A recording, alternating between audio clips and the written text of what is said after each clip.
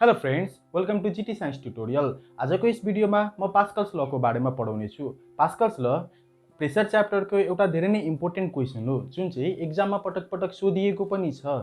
Pascal's ल start गर्नुभन्दा अगाडि यसको एप्लिकेसनहरूको बारेमा अलिकति डिस्कसन गरौँ है त। पढ्नलाई अलिकति इन्ट्रेस्टिङ हुन सक्छ। पास्कल्स लको एप्लिकेसन हाइड्रोलिक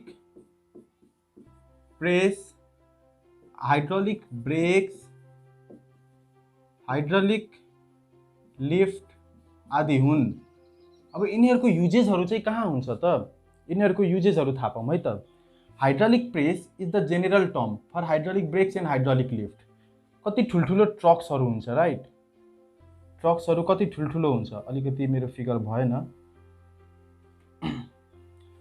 ट्रक्सहरू कति ठुल्ठुलो और गाडी कति ठुल्ठुलो हुन्छ, कति स्पिडले कुदिरहेको हुन्छ। ड्राइभरले त्यसलाई रोक्नको लागि जस्ट एउटा ब्रेक प्रेस गर्छ, राइट? जस्ट एउटा ब्रेक प्रेस गर्छ, गाडी स्टप हुन्छ। हाउ? कसरी हुन्छ त? ड्राइभरले एउटा सानो ब्रेक प्रेस गरेपछि त्यत्रो गाडी कसरी रुक्छ त? त्यसरी नै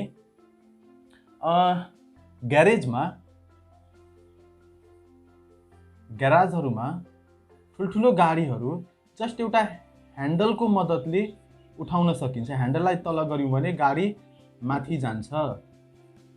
यस्तो कसरी हुन्छ त? यहाँ त्यस्तो के हुन्छ र? त्यति ठुलो वेटलाई त्यति सानो लोडले, त्यति सानो फोर्सले उठाउन सकिन्छ। यो सबैको एन्सर पास्कल्स लबाट पाउन सकिन्छ। सो अब स्टार्ट गरौँ, पास्कल्स ल के हो?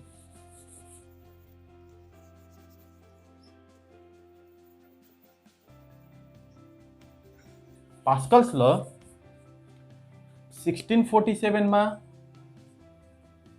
ब्लेज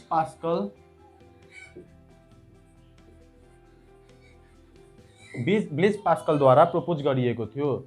पास्कल्स लको स्टेटमेन्ट के हो भने, when pressure is applied,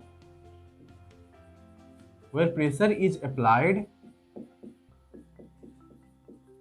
on a liquid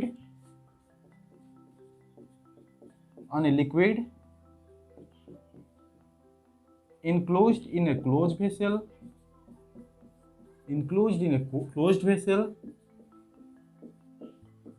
then it is transmitted equally in all the directions,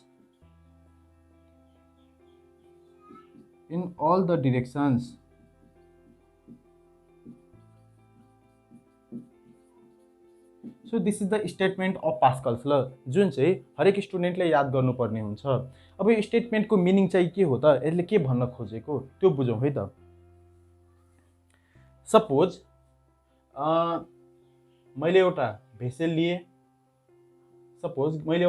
लिए और कन्टेनर लिए जसमा मैले लिक्विड हालिदिएँ और वाटर हालिदिएँ। लिक्विडकै इक्जाम्पल वाटर हो। वाटर हालिदिएँ। नाउ मैले यहाँबाट फोर्स एप्लाई गरेपछि यहाँ प्रेसर जेनेरेट हुन्छ। त्यही प्रेसर चारैतिर कन्टेनरको हरेक पार्टमा इक्वल्ली फ्लो हुन्छ।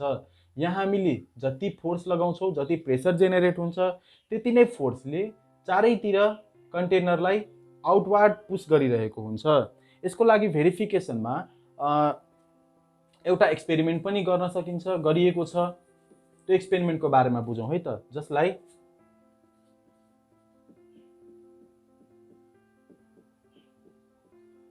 भेरिफिकेसन अफ पास्कल्स ल पनि भनिन्छ।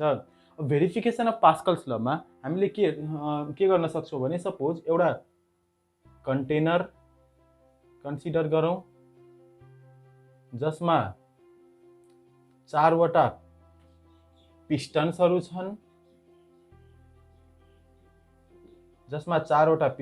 छन्। सपोज यो पिस्टन ए, यो पिस्टन बी, सी, त्यसरी नै डी।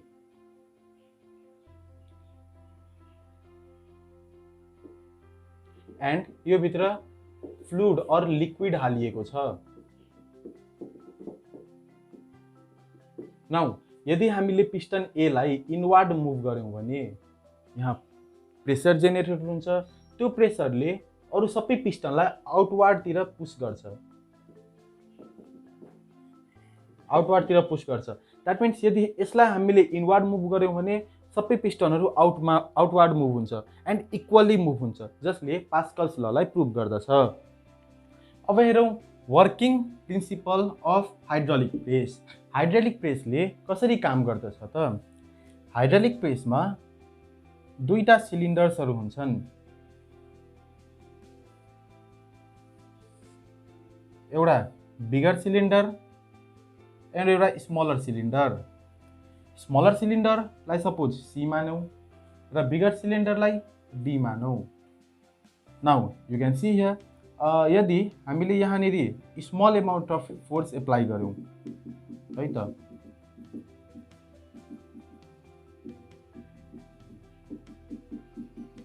देन यहाँ के प्रभाव पर्दछ त? ग्यारेजहरूमा जब गाडीलाई ल्याइन्छ तिनीहरूलाई यो लार्जर सिलिन्डरमा हालिन्छ, लार्जर सिलिन्डरको माथि हालिन्छ, यहाँ लोड हालिन्छ, लोडमा जस्तै गाडीलाई हालिन्छ। अब त्यहाँ त्यस्तो के मेथड युज गरिन्छ, कसरी यो गाडीलाई माथि लगिन्छ त त्यसको बारेमा हेरौँ है त। हामीले म्याथमेटिकली प्रुभ गर्नेछौँ। जब यहाँनिर हामीले small amount of force apply गर्छौँ यहाँ large amount of force generate हुन्छ, त्यसको बारेमा हामीले म्याथमेटिकली हेर्नेछौँ। कसरी हुन्छ त्यो हेरौँ है त। यो स्मल पिस्टनको एरिया A1 मानौँ र यो बिगर पिस्टनको लार्जर पिस्टनको एरिया A2 मानौँ, ठिक छ। एन्ड यहाँबाट F1 फोर्स एप्लाई गरिरहेछौँ र यहाँ कति फोर्स जेनेरेट हुन्छ त्यसलाई हामीले F2 सपोज गरौँ। Okay, now according to the law of pressure piston or cylinder C मा कति प्रेसर एप्लाई हुन्छ? Pressure in cylinder C, pressure in cylinder C is P1 is equal to F1 by A1. Suppose this is equation 1. Similarly, cylinder 2 मा कति force generate हुन्छ? Pressure in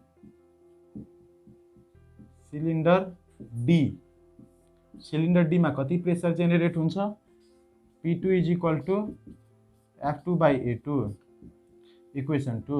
now according to the Pascal's law हामीले यदि कुनै closed container जहाँ liquid हालिएको छ त्यहाँ फोर्स और प्रेसर एप्लाई गर्यो भने त्यो प्रेसर इक्वल्ली चारैतिर ट्रान्समिट हुन्छ।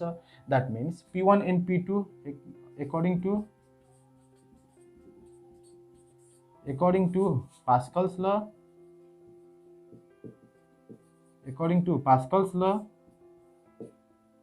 P1 must be equal to P2. यदि हामीले भ्यालु हाल्यौँ भने F1 by A1 is equal to F2 by A2.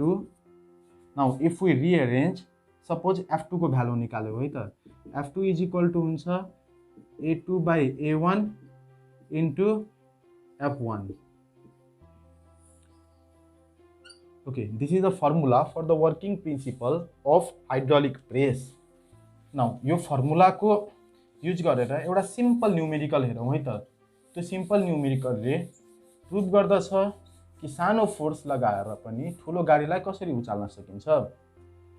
Suppose A1 को area is 2 metre square which is smaller cylinder and A2 को area is 20 metre square which is larger cylinder. Now हामीले suppose गरौँ F1 apply गऱ्यौँ 4 newton, only 4 newton apply गऱ्यौँ है त। अब F2 को भ्यालु निकाल्दा त्यो कति हुन्छ? According to that formula F2 is A2 by A1 into F1। Now value हालौँ त, A2 को ठाउँमा 20, A1 को ठाउँमा 2 इन्टु F1 को ठाउँमा 4, 2 2 जा 4, 40 न्युटन। जस्ट सी हियर, यहाँ हामीले F1 मा और स्मलर सिलिन्डरमा 4 न्युटन फोर्स एप्लाई गऱ्यौँ। त्यो फोर्स F2 अर्थात् लार्जर सिलिन्डरमा 40 न्युटन भएर एम्प्लिफाई भएको छ। द्याट मिन्स यदि हामीले स्मलर पिस्टनमा कम फोर्स एप्लाई गऱ्यौँ भने त्यो लार्जर पिस्टनमा एम्प्लिफाई भएर बढी भइदिन्छ। यो चाहिँ स्मलर सिलिन्डरको एरिया घटाउँदै जाने एन्ड लार्जर सिलिन्डरको एरिया बढाउँदै गयो भने यो फोर्स पनि अरू एम्प्लिफाई हुँदै जान्छ। सो दिस प्रुभ्स पास्कल्स ल। पास्कल्स लको एप्लिकेसन यहाँ युज गर्न सकिन्छ। पास्कल्स लको युज हाइड्रोलिक प्रेस जस्तै हाइड्रोलिक ब्रेकमा पनि गरिन्छ। हाइड्रोलिक ब्रेकमा पनि कम फोर्स एप्लाई गरेर ठुलो गाडी रोकिन्छ। सो यहाँ पनि फोर्सलाई एम्प्लिफाई गरिन्छ। सो यति नै हो Pascal's law. This is very important question for the examination. So यो टपिकलाई राम्रोसँग पढ्नु। Thank you for watching the video.